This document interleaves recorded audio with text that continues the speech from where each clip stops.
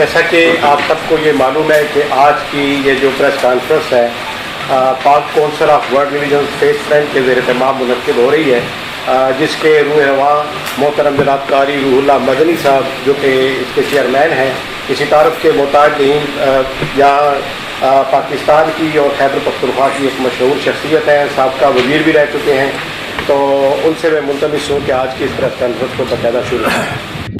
Press club کی انتظامیہ کا اور اراکین کا شکریہ ادا کرتا ہوں کہ بہت شارٹ نوٹس کے اوپر انہوں نے ہمیں یہ وقت عنایت کیا،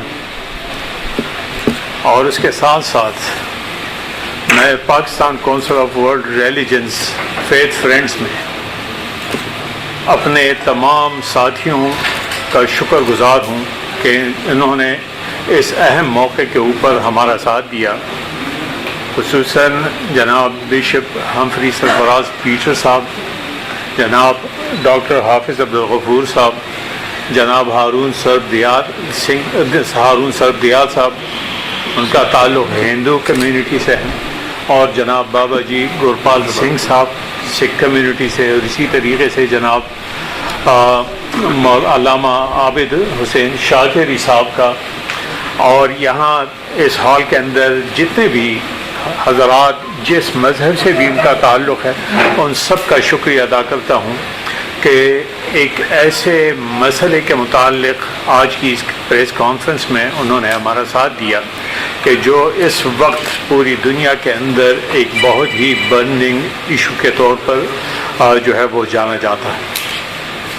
آج ہم آپ سے ایک ایسے موقع کے اوپر مخاطب ہو رہے ہیں جو یقیناً ایک بہت ہی افسوسناک اور بہت ہی اندوناک جو ہے واقعے کے متعلق پوری دنیا کے اندر زیر بحث ہے، اور وہ ہے سویڈن کے اندر قرآن کریم کی توہین۔ یہ توہین جو ہے وہ صرف کسی ایک طریقے سے نہیں بلکہ ایک واقعے کے اندر کئی مختلف انداز سے قرآن کریم کی توہین کی گئی۔ اس کی ویڈیوز جو ہیں وہ اتنی شرمناک ہیں کہ ان کو ہم ایک دوسرے کے ساتھ شیئر بھی نہیں کر سکتے۔ آپ سب جانتے ہیں کہ دنیا کے اندر سینکڑوں نہیں ہزاروں مذاہب ہیں، اور اسلام جو ہے وہ ان میں سے اس وقت فالوورز کی تعداد کے لحاظ سے پوری دنیا کے اندر دوسرا بڑا مذہب ہے۔ اس لیے اسلام اور اسلام سے ریلیٹڈ کسی چیز کی اگر توہین کی جاتی ہے تو اس کا مطلب یہ ہے کہ دنیا کے تقریباً 2 ارب انسانوں کے جذبات کی توہین کی جاتی ہے۔ تو یہ جرم ہوتا ہے، وہ ایک شخص کے خلاف ہو تو وہ بھی جرم، 2 شخصوں کے خلاف تب بھی جرم، لیکن اگر 2 ارب انسانوں کے خلاف ہو تو اس سے بڑھ کر میں سمجھتا ہوں کہ کوئی جرم نہیں ہو سکتا۔ ہمارے دین اسلام کی بنیاد جو ہے وہ 3-4 چیزوں کے اوپر، یعنی 3-4 چیزیں اس میں بنیادی اہمیت کی حامل ہیں۔ ایک اللہ کی ذات، دوسرا جو ہے وہ رسول اللہ، تیسری چیز جو ہے وہ کتاب اللہ، اور چوتھی چیز جو ہے وہ بیت اللہ۔ یہ 4 چیزیں دین کے اندر بنیادی اہمیت کی حامل ہیں۔ ان میں سے کتاب اللہ کی توہین کی گئی، رسول اللہ کی توہین کی گئی، بیت اللہ ان کے قبضے میں نہیں ہے ورنہ اس کی بھی توہین کر لیتے، اور اللہ جو ہے وہ اس وجہ سے چونکہ وہ مشترک ہے ہمارا تو وہ اس کی توہین کر نہیں سکتے، یہ مشترک ہونا ان کے راستے میں رکاوٹ ہے۔ لیکن جہاں تک کتاب اللہ اور رسول اللہ کی توہین تو اس کے واقعات 1 نہیں 2 نہیں بلکہ مسلسل کئی واقعات جو ہیں وہ آپ کے علم میں ہیں۔ اور پھر جو ہیں آپ یہ دیکھیں ان میں کچھ چیزیں جو ہیں وہ بڑی عجیب سی ہیں، جیسا کہ میں نے عرض کیا دنیا کے اندر بے شمار مذاہب ہیں، ہم کسی مذہب کی توہین کے قائل نہیں ہیں بلکہ کسی مذہب کے ساتھ ریلیٹڈ کسی چیز کی توہین کے قائل نہیں، اختلاف ہم ضرور رکھتے ہیں، لیکن اختلاف بھی احترام کے دائرے کے اندر اس کا اظہار ہونا چاہیے. احترام کے دائرے سے ہٹ کر اس کا جو ہے وہ اظہار نہیں ہونا چاہیے.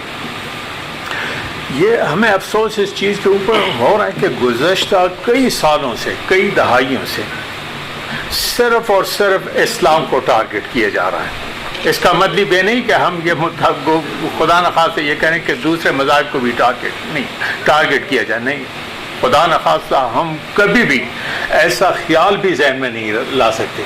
لیکن یہ بات سوچنے کی ہے کہ صرف اور صرف اسلام کو کیوں ٹارگٹ کیا جا رہا ہے، یہ چیز بذات خود سوچنے کی ہے. دوسری بات جو ہے وہ سوچنے کی یہ ہے کہ توہین کا واقعہ خواہ وہ یورپ کے اندر ہو یا وہ یورپ کے باہر ہو، دنیا میں جہاں بھی ہوتا ہے مجرموں کو پناہ ہمیشہ یورپ کے اندر ملتی ہے. یہ بھی سوچنے کی بات ہے. آپ سلمان تو ہے شیطان رشدی جو ہے اس کو دیکھ، اس کو پناہ کہاں پہ ملی، تسلیمہ نسرین کو پناہ کہاں ملی، اور ایسے بہت سارے واقعات ہیں جہاں بھی توہین کرنے والے مجرم ہیں ان کو ہمیشہ پناہ جو ہے وہ یورپ کے اندر ملتی ہے. یہ کیوں ہے ایسا؟ اور پھر ہمیں اس چیز کے اوپر بھی افسوس ہے کہ وہ جو ہے یعنی ہمیشہ انہوں نے آزادی اظہار کی آڑ لی ہے، انہیں اس کے پیچھے چھپنے کی کوشش کر رہے ہیں. ہم یہاں اس ہال کے اندر بیٹھے ہوئے ہیں، یہاں ایک شخص اگر آ کے اسٹیج کے اوپر کھڑا ہو جائے اور مجھے اور آپ سب کو گالیاں دینے لگ جائے، اور عدالت بھی کہے کہ اور پولیس بھی کہے کہ جی اس کو کچھ نہیں کہنا چاہیے، یہ آزادی اظہار کا حق استعمال کر رہا ہے، تو ہم یہ سوچنے میں حق بجانے میں کہ کیا یہ جو باقی لوگ اس ہال کے اندر موجود ہیں کیا ان کے کوئی رائٹس نہیں ہیں؟ رائٹس صرف اسی ایک بندے کا ہے، کسی اور کا کوئی رائٹ نہیں ہے. اور پھر یہ آزادی اظہار ہے یا آزادی توہین ہے؟ آزادی اظہار اور آزادی توہین کے اندر فرق ہونا چاہیے. دنیا کے اندر دو چیزوں کی ڈیفینیشن آج تک صحیح طریقے سے نہیں کر سکے. ایک جو ہے وہ ٹیررزم کا لفظ ہم دہائیوں سے سنتے آ رہے ہیں، لیکن کوئی متفقہ ڈیفینیشن جو ہے اس کی وہ ہمیں نہیں دے سکے. اور دوسری آزادی اظہار، کیونکہ وہ ان دونوں چیزوں کو اپنے حق میں استعمال کریں، اس لیے وہ اس بات کے حق میں نہیں ہے کہ اس کی متفقہ ڈیفینیشن جو ہے وہ سامنے آ جائے. یہ چیزیں جو ہیں ان کے ساتھ ساتھ ان کا جو نتیجہ دیکھیں، دنیا کے اندر اس وقت تین چیزیں ہیں. ایک ہے ہمارا اخلاقی نظام، اور دوسرا ہے ہمارا سیاسی نظام ڈیموکریسی، اور تیسرا جو ہے وہ ہمارا امن و امان ہے. جہاں تک اخلاقی نظام تو اس میں ہمارا کلچر، ہماری سب چیزیں آ جاتی ہیں. اخلاقی نظام کو انہوں نے تباہ کر دیا ہے، اور یہ جو آخری جو ہے نا سالوں میں جو قانون سازی ہوئی ہے وہ LGBT کے نام سے اور دوسرے اس پہ، تو اس سے تو اب اخلاق نام کی کوئی چیز دنیا کے اندر باقی ہی نہیں رہی. دوسری چیز جو ہے وہ انصاف ہے. انصاف کو ہمیشہ انہوں نے ہتھیار کے طور پر استعمال کیا. جہاں پہ ان کو سوٹ کرتا ہے تو فوراً حرکت میں آ جاتے ہیں، اور جہاں ان کو سوٹ نہیں کرتا تو اس کو فلسطین اور کشمیر بنا دیتے ہیں. 70 سال سے زائد ہو گئے ان کو، حالانکہ اس کے بارے میں بھی UN سیکیورٹی کونسل کی اور جنرل اسمبلی کی قراردادیں موجود، لیکن ان کو ہاتھ نہیں لگاتے. اور آخری چیز جو رہ جاتی ہے وہ امن و امان ہے. اب ان کو اس کے امن و امان کو تہ و بالا کرنے کے لیے کئی کوششیں کی گئی، لیکن عالمی طور پر یہ لوگ اپنے مقاصد کے اندر کامیاب نہیں ہو سکے. اب انہوں نے یہ طریقہ کہ مذہب چونکہ ایک بہت ہی حساس معاملہ ہے، اس لیے اس کو چھیڑا جائے. شاید اس کی وجہ سے دنیا کے اندر بدامنی پیدا ہو اور ہتھیاروں اور اسلحے کی جو مارکیٹ ہے وہ بوسٹ اپ ہو اور اس میں ان کا فائدہ ہو. یہ آپ اندازہ لگائیں، یہ تو ہم مذہبی جو لیڈر ہیں مختلف مذاہب کے ساتھ، یہ تو ان کی وہ دور اندیشی ہے کہ اپنے فالوورز کو انہوں نے ابھی تک وہ قابو میں رکھا ہے، ورنہ اگر آج وہ اجازت دے دیں تو صرف آپ اندازہ لگائیں کہ اس دنیا کے اندر مسیحیوں کی تعداد کتنی ہے، مسلمانوں کی تعداد کتنی ہے، ہندوؤں کی تعداد کتنی، دوسرے مذہب کی، اگر یہ سب لوگ آپس میں مذہب کے نام پر لڑ پڑیں تو کیا صورتحال ہوگی؟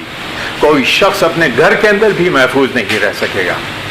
یہ بہت ہی خطرناک صورتحال ہے، اور ہم سمجھتے ہیں کہ دنیا کے امن کے لیے اور دنیا کے سیاسی نظام کو بچانے کے لیے یہ ضروری ہے کہ یہ جو جتنے ہیومن رائٹس اور رائٹ آف ایکسپریشن اور یہ چیزیں، ان کی صحیح جو ہے وہ تعریف ہو جائے، ڈیفینیشن آ جائے، اور ان کا غلط استعمال جو ہے وہ روکا جائے، ورنہ دنیا کا امن جو ہے وہ تہ و بالا ہو جائے گا۔ اور میں آخر میں اپنی بات اس چیز کے اوپر، ایک واقعے کے اوپر ختم کرتا ہوں کہ نبی کریم صلی اللہ علیہ وسلم نے ہجرت فرمائی، مدینہ میں قیام تھا، اس زمانے میں یہودیوں کا ایک کیس ان کے پاس آیا اور ان سے مطالبہ کہ آپ اس کا فیصلہ کریں۔ نبی کریم صلی اللہ علیہ وسلم نے ان لوگوں سے پوچھا، چونکہ وہ یہودی تھے، کہا کہ تمہاری اپنی کتاب کے اندر اس بارے میں کچھ تعلیمات ملتی ہیں؟ تو انہوں نے کہا کہ ہاں ملتی ہیں۔ انہوں نے کہا کہ اچھا اپنی کتاب لے کے آؤ۔ وہ اپنی کتاب توریت جو ہے وہ لے کے آئے۔ نبی کریم صلی اللہ علیہ وسلم اس وقت مجلس میں زمین کے اوپر ایک تکیے کے اوپر تشریف فرما تھے۔